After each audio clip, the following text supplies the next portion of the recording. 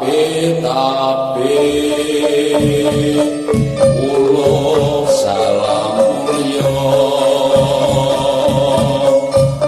atur bagya wis muga nusantara. Selamat siang, Ki Dharma. Selamat siang, Mbak Brenda. Apa kabar, Ki Dharma, hari ini? Gimana setelah istirahat kemarin dan hari ini? Segar, kembali segar, kembali aktivitas ya. Nanti kita ritual juga tentunya di Bali. Selain kita membedah apa Boisik yang diterima Mbak Brenda.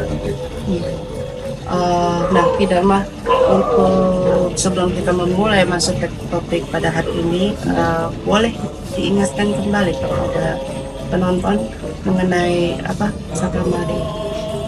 Sakamadewa. Ya. Kalau Sakamadewa kemarin saya sedikit mengulas, itu adalah kamanya yang bisa kumpul kamanya. Ya. Kama itu sperma kasarnya aja gitu lah ya. Yang bisa menjadi pemimpin dan bisa menjadi pujangga atau brahmana di bumi Nusantara itu mesti Sakamadewa. Kalau setia di Lubung itu adalah bumi Nusantara ini penduduknya, khususnya itu yang pribumi Nusantara dan terkhusus lagi adalah Jawa, adalah terstempel Satya Ati Lubung.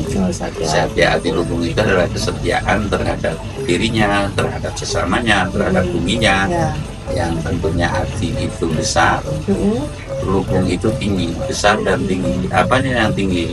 Yaitu adalah filosofi kamanusiane, toto kramane. Tata krama itu adalah kedudukan tata krama atau adab ya, bukan adab tapi adab.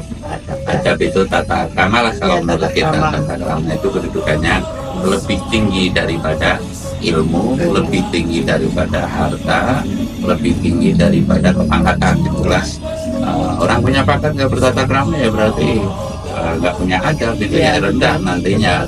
Contohnya sekarang mohon maaf sedikit menyinggung adanya kelebihannya omong dari para habaib kan sekarang polemik umpamanya seperti itu, karena secara jujur diawali dari pembicaraan yang kurang bertata krama gitu Mbak Brenda. Nah, untuk topik hari ini Ki Dharma ingin membicarakan apa sih tentang Boisik hari ini?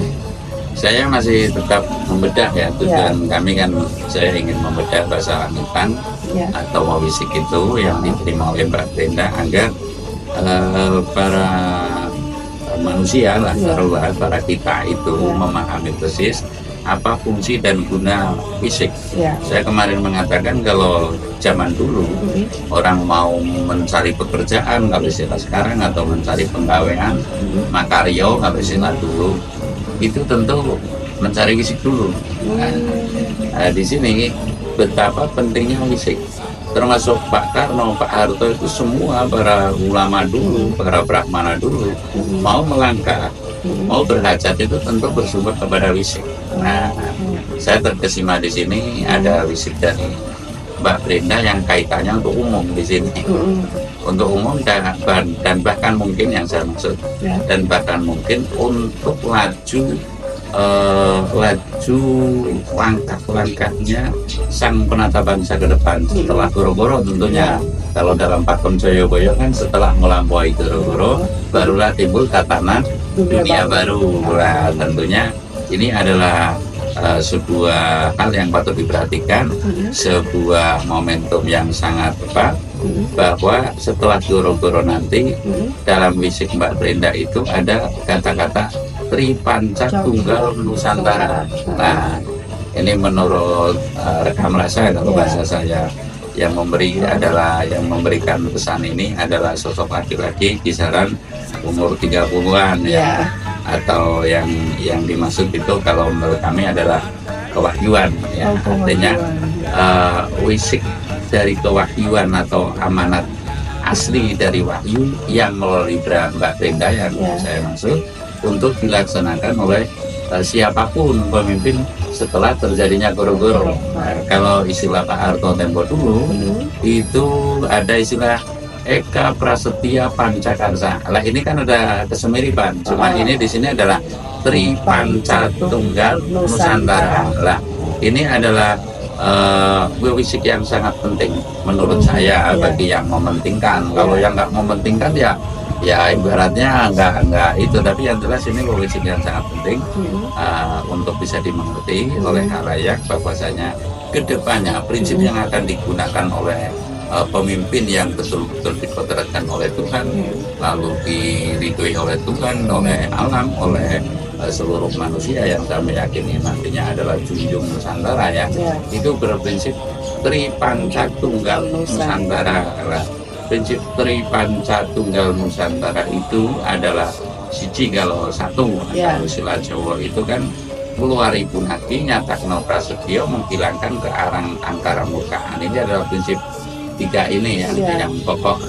Santri itu ya sanggup dari prakawis kalau istilah guru saya gitu. Kalau istilah dikaitkan dengan kiai itu ya iman, Islam, ihsan gitu kalau kata Pak Kiai. Kalau saya itu ya pokoknya lilo lamun kelangan tan kedetun sak serif samin sunati triwet gowo nawangso serahing patoro. Ini kan tiga prinsip yang ujungnya adalah sama, umpamanya iman, Islam, ihsan. Ini kan tiga prinsip. Santri itu sanggup tri prakawis, sanggup tiga perkara. Kalau dalam Wedatama itu lilo lamun kelangan tan kedetun, apabila kehilangan itu tidak menyesal, itu prinsipnya. Lalu saserik samen dumati, lilo lamun kelangan saserik samen dumati triwet gowo nalongso serahing batoro. Ini prinsip batin, nantinya berserah diri kepada Tuhan yang Maha Esa. Lalu dalam langkah lahirnya adalah nguwari punaki. Nguwari punaki itu ya apa yang pernah dikatakan oleh sang ratu ya itu mesti harus terlaksanakan. Nah ini Sabdo Pandito Ratu. Jadi apa yang terucap mesti terlaksanakan, nggak kayak sekarang program umpamanya saya mendengar bukan saya menjelekkan Pak Jokowi, program daripada mobil SMK itu sampai 10 tahun menjabat juga belum ada nampaknya. Lah ini realisasinya tuh nggak ada. Realisasinya nggak ada kan ini. Bagaimana masyarakat akan percaya ya? Bagaimana kalau masyarakat bolehlah dikelabui dengan sembako, dengan yang lain itu. Mohon maaf ini saya sedikit memberikan contoh karena sudah hampir berakhir ya Pak Jokowi. Yang saya harapkan kedepannya itu jangan seperti itu. Artinya kalau sudah merealisasikan mobil SMK umpamanya ya merealisasikan gitu loh. Nah ini yang prinsip PKW itu Sabdo Pandito Ratu namanya ngeluari punaki. Ini prinsip tri ya. Lalu nyatakno marang prasetyo. Nah dalam sebuah kepemimpinan ini mesti ada prasetya. Kan ada tuh lebih baik saya yang lapar daripada orang lain yang lapar. Kalau masyarakat masih miskin, Habibnya kaya, bukan Habib itu bajingan, umpamanya kan seperti itu. Ada yang mengatakan seperti itu, tapi sementara sekarang masih banyak yang sengsara enggak. Sementara Habibnya mobilnya ya Ferrari ya apa umpama, saya nggak mengatakan salah seorang Habib umpama, namun ada yang begitulah. Ini kan tidak kata no ing prasetyo lah. Terus berprinsip yang ketiga kalinya ngeluari punaki nyatak no prasetyo. Yang kedua, yang ketiga kalinya ngilangi itu angkara murka. Artinya ngekes tuh angkara murka, ke angkara murkaan harus ditekan sedini mungkin.